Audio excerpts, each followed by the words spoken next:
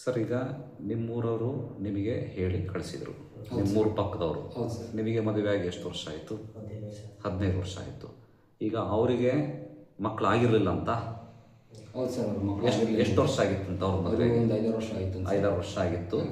ಆಮೇಲೆ ನಮ್ಮಲ್ಲಿ ಬಂದು ಟ್ರೀಟ್ಮೆಂಟ್ ತಗೊಂಡ್ಮೇಲೆ ಮಗು ಆಗಿದೆ.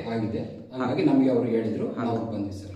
ಹಾಗಾಗಿ ಇಂಥ ಕಡೆ ಡಾಕ್ಟರ್ ಪ್ರವೀಣ್ ಬಾಬು ದಾವಣಗೆರೆ ಇವ್ರ ಹತ್ರ ಹೋಗ್ರಿ, ನಮಗಂತೂ ಮಕ್ಕಳಾಗಿದೆ ಅವ್ರ ಚಿಕಿತ್ಸೆಯಿಂದ, ನೀವು ಬೇಕಾದ್ರೆ ಉಪಯೋಗ ತಗೋಬಹುದು ಅಂತ ನಿಮಗೆ ಹೇಳಿದ್ದಕ್ಕೆ ನೀವು ತೋರಿಸ್ಲಿಕ್ಕೆ ಬಂದಿದ್ದೀರ. ಕರೆಕ್ಟ್ ಅಲ್ಲ? ಈಗ ನಿಮಗೆ ವೀರ್ಯಾಣು ಸಂಖ್ಯೆಗಳು ಕಡಿಮೆ ಇದೆ ಅಂತ ಹೇಳಿದ್ದಾರೆ, ಹೌದಲ್ಲ? ಚೆಕ್ ಮಾಡಿ. ಹಾಗಾಗಿ ನಿಮಗೆ ಮಕ್ಕಳಾಗ್ತಾ ಇಲ್ಲ, ಆ ಉದ್ದೇಶಕ್ಕೆ ನಮ್ಮಲ್ಲಿ ತೋರಿಸ್ಲಿಕ್ಕೆ ಬಂದಿರೋದು. ಸತ್ಯ ತಾನೆ? ಅವ್ರಿಗೆ ಮಗು ಆಗಿರೋದಂತೂ ಸತ್ಯ ತಾನೆ? ಅವ್ರಿಗೆ ನಿಮಗೆ ಹೇಳಿ ಕರೆಕ್ಟ್ ತಾನೆ? ಓಕೆ. ಡಾಕ್ಟರ್ ಲಂಚ ಕೊಟ್ಟು ಈ ಥರ ಹೇಳಿ ಅಂತ ಹೇಳ್ತಿದ್ರೆ? ಇಲ್ಲ ಸರ್, ಇಲ್ಲ ಸರ್, ಏನಿಲ್ಲಲ್ಲ? ಏನಿಲ್ಲ ಸರ್. ಸತ್ಯ ತಾನೆ? ಸತ್ಯ ಸರ್. ಓಕೆ, ಒಳ್ಳೆದಾಗಲಿ. ನೋಡೋಣ, ನನ್ನ ಪ್ರಯತ್ನ ನಾನು ಮಾಡ್ತೇನೆ. 100ರಲ್ಲಿ 80 ಜನಕ್ಕಂತೂ ಸಕ್ಸಸ್ ಆಗಿದೆ ದೇವ್ರ ದಯೆಯಿಂದ. ಸೈಡ್ ಎಫೆಕ್ಟ್ ಅಂತೂ ಯಾವುದೂ ಇರಂಗಿಲ್ಲ. ಈಗ ನಮ್ಮ ತಂದಿರೋ ಡಾಕ್ಟ್ರೇ, ಅವರಲ್ಲೇ ಡಾಕ್ಟರ್ ಆಗಿದ್ರು, ಗೌರ್ಮೆಂಟ್ ಡಾಕ್ಟ್ರು.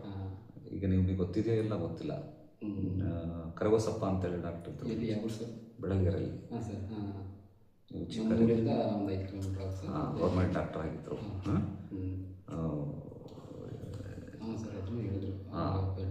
ನಮ್ಮ ತಂದೆನೋ ಡಾಕ್ಟ್ರೇ.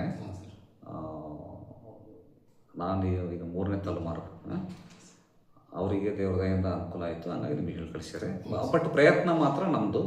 ಯಾರಿಗೂ ಗ್ಯಾರಂಟಿ ವಾರಂಟಿ ಅಂತೆಲ್ಲ ಹೇಳಕ್ಕೆ ಬರಲ್ಲ. ಈಗ ನೀವು ಕೂಡ ಸಾಕಷ್ಟು ಕಡೆ ತೋರಿಸಿದ್ದೀರಿ, ಎಲ್ಲಾದರೂ ಗ್ಯಾರಂಟಿ ಹೇಳಿದಾರ? ಎಲ್ಲೂ ಹೇಳಿಲ್ಲ. ಅಲ್ಲಿ ಗ್ಯಾರಂಟಿ ಹೇಳಿ ಅಲ್ಲಿ ಸಕ್ಸಸ್ ಆಗಿದ್ರೆ ಇಲ್ಲಿ ತನಕ ಬರ್ತಿದ್ರ? ನೀವು ಬರ್ತಿರಲಿಲ್ಲ. ಪ್ರಯತ್ನ ಮಿಕ್ಕಿದ್ದೆಲ್ಲ ದಯವಿಚ್ಛೆ. ನಾವಂತೂ ಪ್ರಯತ್ನ ಮಾಡೋಣ. ಓಕೆನಾ?